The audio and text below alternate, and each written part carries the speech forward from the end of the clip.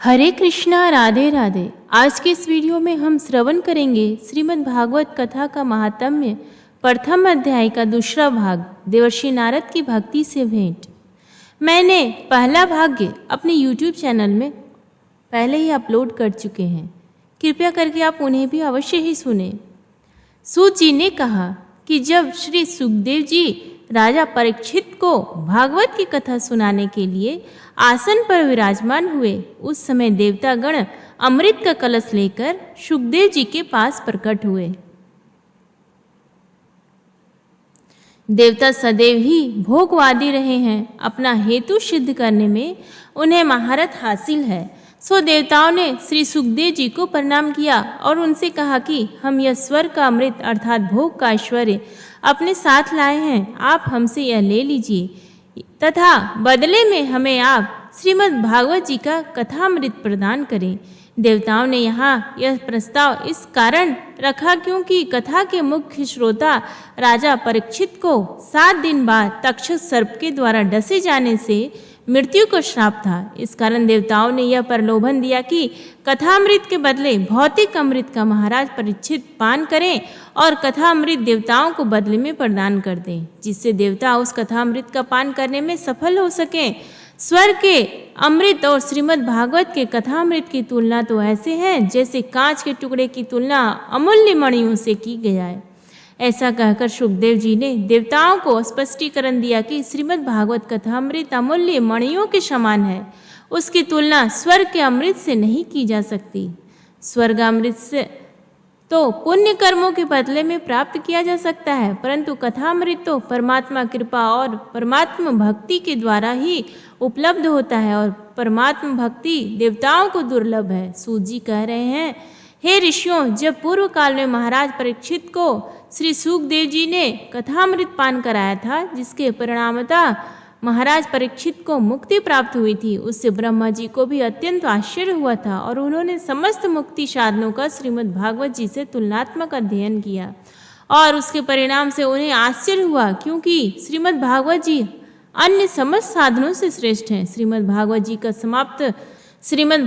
का सप्ताह विधि से श्रवण करने मात्र से निश्चित ही मोक्ष की प्राप्ति होती है। पूर्व काल में इस कथा को सनकादिक ऋषियों ने नारद जी को सुनाया था। यद्यपि वृत्तांत यह भी है कि पूर्व काल में देवर्षि नारद ने इस कथा का श्रवण ब्रह्मा जी के द्वारा किया था। यहाँ यह स्पष्ट करना परम आवश्यक है कि भागवती का पाठ या श्रवण परम लाभदायक है। यहाँ यह संदेह उठ सकता है कि कथा का मात्र सप्ताह विधि द्वारा श्रवण से कौन सा मोक्ष मिल सकता है। तो मेरा निज अनुभव यह है कि यदि हम 1 सप्ताह भगवत श्री का श्रद्धा पूर्वक श्रवण मात्र करते हैं तो हमारा मन परमात्मा की रूप लीलाओं आदि का निरंतर श्रवण करता है, चिंतन करता है और निरंतर चिंतन से हमारा चित्त परमात्मा भाव से प्रभावित होकर परमात्मा के विषय की अवधारणाएं निर्मित करने लगता है और स्थिति यह रह जाती है कि हम परमात्मा के रूप और लीलाओं का निरंतर श्रवण करते रहते हैं।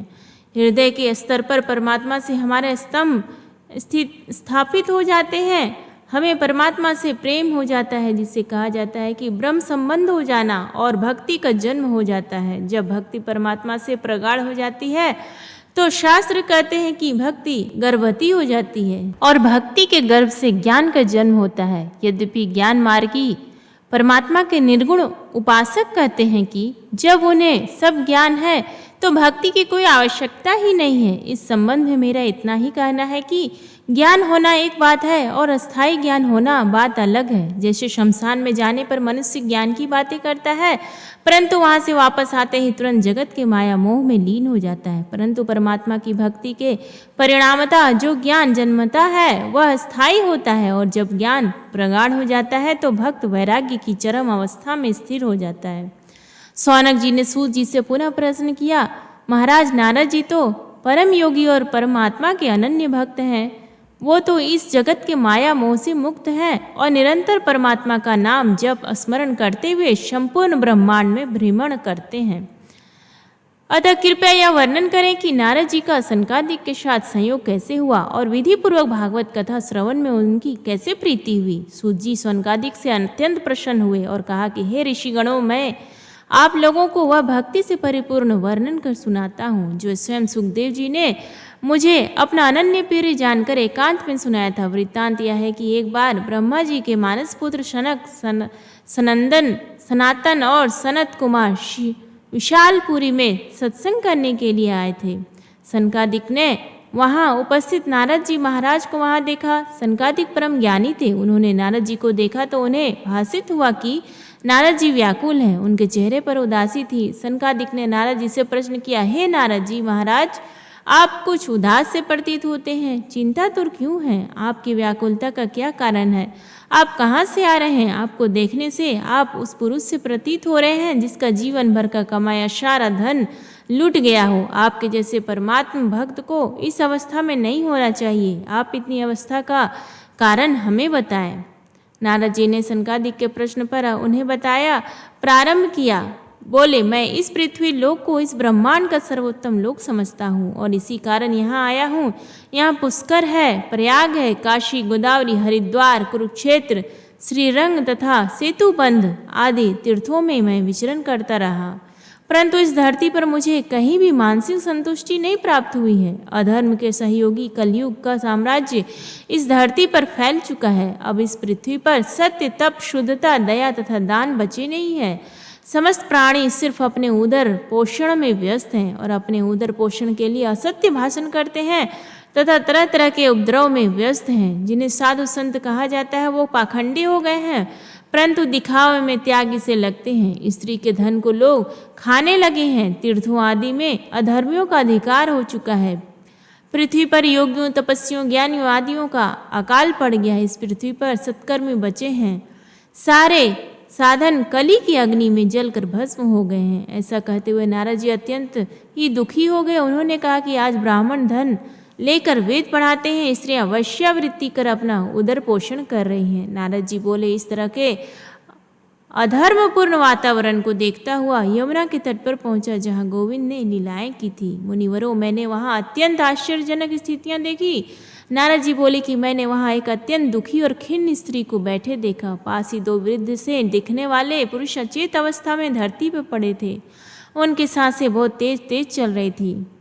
दुखी स्त्री उन दोनों पुरुषों की सेवा करने में लगी थी और उन्हें चेतनावस्था में लाने का प्रयास कर रही थी और साथ ही विलाप कर रही थी। वह रह रह कर अपनी मदद के लिए परमात्मा को ही पुकार रही थी। उसके आसपास कभी भीड़ एकत्र थी। उस भीड़ में मौजूद महिलाएं उसे समझाने का, धीरज दिलाने का प्रयास कर रही थी। मुनिजनों, मैं भी भीड़ एकत्र देखकर कौतूहलवश वहां गया। मुझे देखते ही वह दुखी स्त्री खड़ी हो गई और विलाप करती हुई मुझसे बोली, हे महात्मा जी, आपसे मेरा निवेदन है कि कुछ क्षणों के लिए रुककर मेरी चिंताओं को समाप्त करते जाइए। महात्मा जी, आपका दर्शन संसारी प्राणियों के लिए समस्त पापों का शमन करने वाला है। आप कुछ वचन कहें, आपके वचनों से मेरे दुखों को भी शांति मिलेगी। मनुष्य का जब बहुत भाग्य उदय होता है तो उसे संत महात्माओं के दर्शन होते हैं। दुखी युवती की बातें सुनकर नारद जी महाराज बोले, हे देवी, तुम कौन हो? ये दोनों पुरुष तुम्हारे कौन है?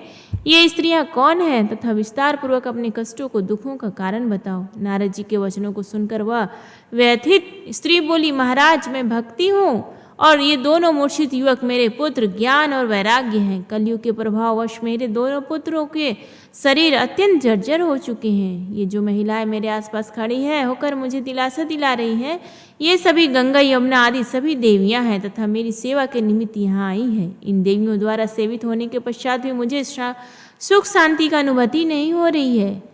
बुद्ध स्त्री पुनः नारद जी से अपनी दयनीय स्थिति के बारे में बोली, मैं भक्ति हूँ। मेरा जन्म द्रविड़ देश अर्थात दक्षिण भारत में हुआ तथा कर्नाटक में मेरा पोषण हुआ, महाराष्ट्र में मेरा सम्मान हुआ, किंतु गुजरात में मुझे वृद्धत्व ने घेर लिया। अर्थात मुझे गुजरात में बुढ़ापे के कष्ट से गुजरना पड़ रहा है। घोर कलयुग में प्रभाववश पाखंड का साम्राज्य फैल चुका है, जिसके कारण मुझे इस घोर कष्ट से गुजरना पड़ रहा है। मैं स्वयं बुढ़ापे से जूझ रही हूँ। मेरे पुत्र ज्ञान और वैराग्य भी अत्यंत दुर्लभ और निस्तेज हो गए हैं। उनका कष्ट मुझे और अधिक दुखी कर रहा है। वृद्ध महिला नारद जी महाराज से पुनः बोली, महाराज, मैं जब से वृंदावन की पतित पावनी भूमि पर आई हूँ तो मुझे चेतना प्राप्त हुई, परंतु मेरे पुत्र अभी भी अत्यंत थके और दुखी से प्रतीत हो रहे हैं। मैं युवा भी सी प्रतीत हो रही हूँ और मेरे पुत्र अत्यंत दुर्लभ और वृद्ध से दिखते हैं। मेरे लिए इससे अधिक कष्टप्रद और क्या होगा। महाराज, आप परम बुद्धिमान और योगी हैं, आप मेरा मार्गदर्शन करें जिससे मुझे इस दुख से मुक्ति मिल सके। वृद्ध महिला के दुख से विषय में सुनने के पश्चात श्री नारद जी महाराज बोले, साधु, मैं अपने पूर्ण ज्ञान के द्वारा तुम्हारे लौकिक जगत में व्याप्त समस्त कष्टों को देख रहा हूँ। तुम्हें इस प्रकार के दुखों का चिंतन करके विलाप करना शोभा नहीं देता। धैर्य धारण करो, परमात्मा तुम्हारा कल्याण अवश्य करेंगे। सूत जी महाराज सौनकादिक ऋषियों को कथा श्रवण कराते हुए कहते हैं कि परमात्मा कृष्ण अपनी योग माया से वृद्ध महेश्वरी के दुखों के कारण का चिंतन किया और बोले, नारद जी ने कहा, हे देवी, ध्यान पूर्वक आप मेरी बातों को सुने। वर्तमान समय का नाम कलयुग है और यह दुख का साम्राज्य है। इस कली काल में सदाचार, योग मार्ग तथा तप आदि लुप्त हो चुके हैं। लोग सठता और दुष्कर्म में लीन हैं। संसार में जहाँ भी आप देखें, सत्पुरुष दुख से अत्यंत द्रवित हैं और दुष्ट लोग सुखपूर्वक जीवन यापन कर रहे हैं।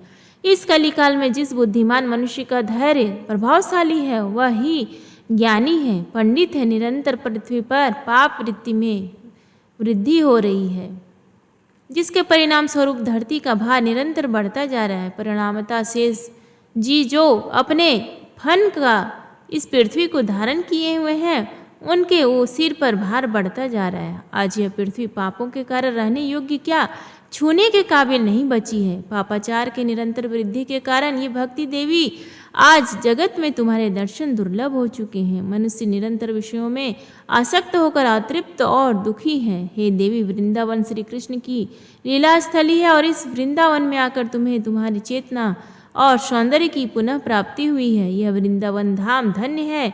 इस परमात्मा की लीला धाम में आज भी भक्ति निरंतर नृत्य कर रही है। परंतु हे देवी, इस वृंदावन धाम में आने के पश्चात भी तुम्हारे पुत्रों के वृद्धत्व तथा दुर्बलता में कोई परिवर्तन नहीं हुआ। नारद जी के मुख से इस प्रकार के वचनों को सुनकर भक्ति देवी पुनः बोली, इस कलयुग को महाराज परीक्षित ने क्यों रहने दिया? इसके आते ही धर्म लुप्त हो गया और चारों ओर अधर्म का साम्राज्य स्थापित हो गया है।